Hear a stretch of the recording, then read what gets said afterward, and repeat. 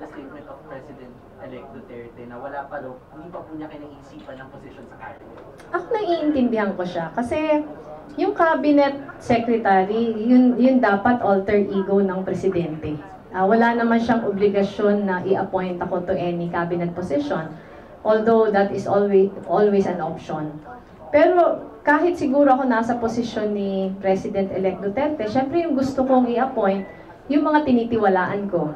Sinabi niya naman na hindi pa kami magkakilala. So siguro nandun din yung pangamba niya, hindi niya ako kilala, hindi niya alam kung maaasahan niya ako. Kaya naiintindihan ko yon. Yung sa akin naman, wala akong kahit anong karapatan mag-demand. Yung buong prerogative sa pag-appoint kanya yon. Kahit hindi ako mabigyan siguro ng kahit anong extra trabaho, hindi niya naman yung kasalanan. Yung sa akin, kung mabigyan, salamat. Pag hindi, pag-iigihan natin yung opisina ng Vice President.